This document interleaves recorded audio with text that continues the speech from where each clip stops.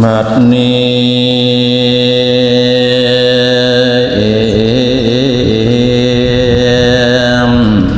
ฉันจะได้ก้าวเรืองเมืองสาวัตถีสมัยก่อน2,000 ปีแต่ล่วงแล้วการจีแต่ก่อนมาตั้งแต่องค์สมมาเจ้าเปิ่นเอาอยู่สาวัตถียังมีใหญ่กันจะนี้ได้กล่าวน้ำในเรื่องของสามีนั้นได้ตายไป10 ปีกว่าผัวบ่มีเป็นเมียหมายลูกชายโกเป็นบ่าวเวงเศร้าเลือเลี้ยงลูกชายคำทำแต่ดีบ่เว้นวางใจบ่วางของแขวเนี่ยคนหูบ่รู้ของสุมาณาลูกชายเมกันจะนิเหตุแต่สิ่งที่ถูกต้องของวัดปฏิบัติเป็นคนดีที่เห็นชัดแม่นบ่มีแนวเท่า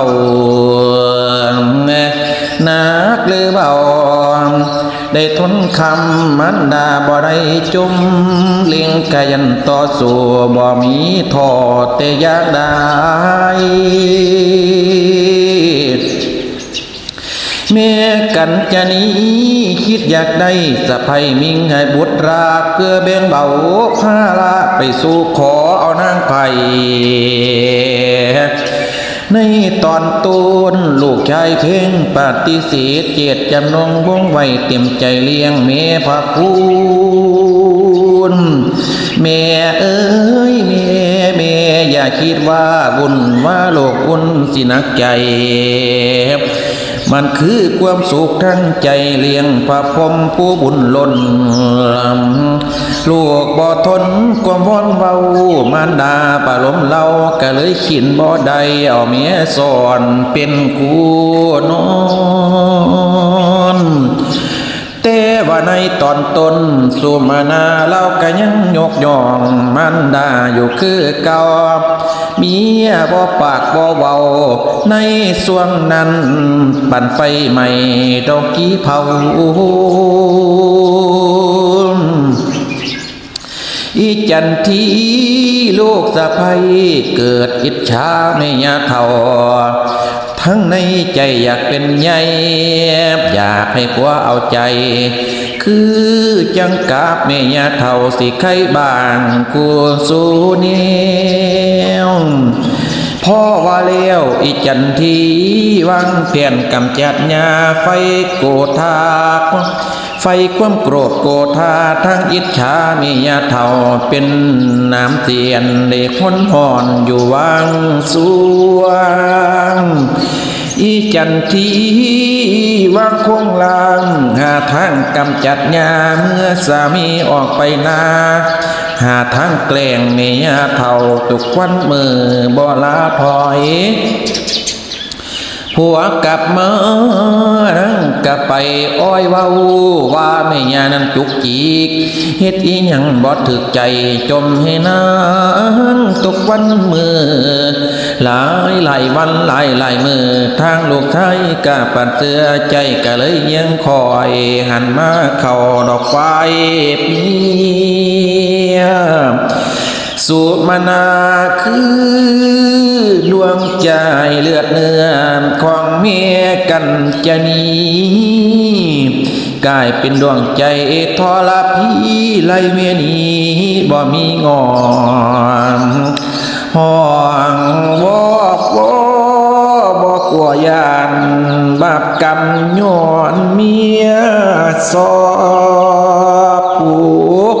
เป็นเมียจนว่าแค้นจอกก่อโลกใจลาได้ไล่นี่ทอลาพีเทศโนเท้าดวงใจของเมียเป็นจังใดก็แล้วแต่ไม่บ่ขมเครียดแค้นบ่ตีลาดอกพอใหญ่แม่นไม่ถูกอยากหายขอท่านไปกะบอกว่าอาศัยนอนน้ำวัดว่า ถ้าขอทานทั้งรับจ้างปัดทั้งทองได้อยู่ยัง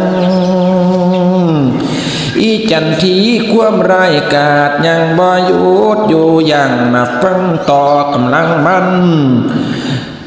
พระอาจารย์ประจวบนอนาบุญปุดแตงก่อนนิทานนี้อีจันทีได้ลูกน้อยเป็นครูชายตามว่านั่งประกาศโฆษณาย้อนวายายาเท่านี้แล้วจังโชคดีเมกันจะนี้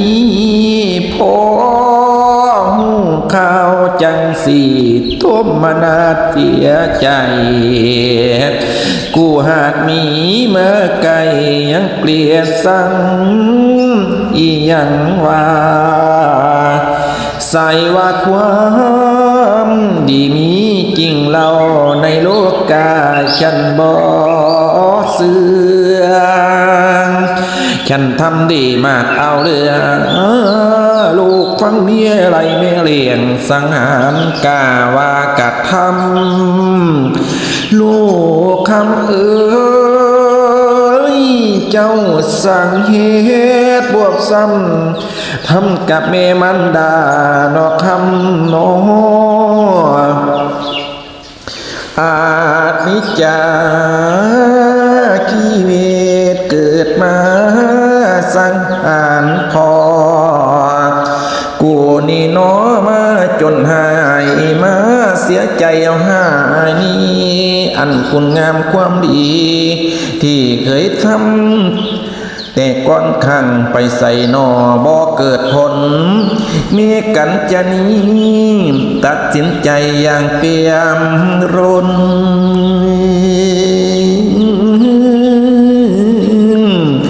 ตัดสินใจอย่างเปี่ยมร้นน้ำอาหารยังเข้าป่าย้ายยังเข้าป่าซาตอนเศร้าแต่ก่อนง่ายใบเอาหัวกะโหลกที่ได้3 อันมาตั้งหมออธิษฐานเรียบร้อยก็เลยเว้าก้าวจางสาธุสาธุสาธุเด้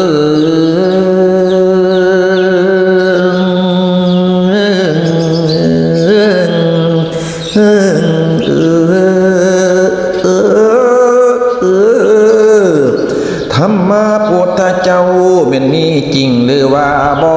ข้าขอย่อยกเข้ามวนนี่ยืนถวายสาธุเด้อเทวดาทอนไทยอินตาเทวราชจงลิงมาลำเยี่ยมทั้งข้าผู้หำฮ้อนก็เลยห่อนหอดไทยเทวราชอินตราแปลงเป็นพรามมาถามให้ยายนั้นหลุดพ้นตนพระอินทร์ในฟังคำเบาสิลงทันให้มันเจอเหลือเจ็บปวดร้าวลูกใจเท่าผู้บอดีย้ายในฟังจังสีตกขมาอยู่ในใจบ่อาจเห็นลูกชายพอหากเพียงปันตาเนื้อพายเลยเนาะไข่ตาลพายไข่คำตาลเมยายเอ้ยความดีบ่มีลายทำมายังบ่ทันตายความเสื่อตรงยังอยู่มันยังมีไว้บ่เสื่อมถอยธรรมาเมกันจะนี้มีต่อโลกน้อยเข้าใจไปยายเอ้ยธรรมดีของพระพุทธเจ้ายังมีไว้คงมันเป็นจันทานเมกันจานีนี่ละทานผู้มีเมตตาจิตกรุณามุทิตาอุเบกขา พรหมวิหารสีขอยังมีไว้บ่เสื่อมถอยบ่สาบแซงให้ลูกน้อยให้เป็นเปรตเป็นผีบ่ใส่กรรมใส่เวรกะพอทำทั้งนั้นส่วนกรรมดีกรรมให้มีจริงแม่นบ่เห็นผลง่ายพระอินทร์สอนลูกชายกับทั้งลูกสะใภ้เอามาเว้าดอกสั่งสอนให้รู้จักความเดือดร้อนคุณพ่อแม่และมันดาให้รู้จักคุณโนพ่อแม่ตัวผู้เคยเลี้ยงลูกชายก้มกราบายบาทาผู้เป็นเมกับทั้งนั่งลูกสะใภ้ก็คือดามดอดังกันรักใดเล่ารักเมตตาแม่รักผูกสมากลูกมันมิหวันไหวห่วงใดเล่าเท่าห่วงดังดวงใจที่ไม่ให้กับลูกอยู่ทุกครามยามลูกเคืนเมฆมตรมรายเท่ายามลูกเศร้าเมโศกวิโยกกว่ายาวลูกหายมีห่วงคอยดวงตายามลูกมามีหมดลดห่วงใยบังสุดท้ายว่านั้นลูกน้ำเมขึ้นกับเพื่อดูแลมารดาจนว่าชีวิสินองค์มูนินเพื่อนไขสีให้จำเอาเป็นแบบอย่าง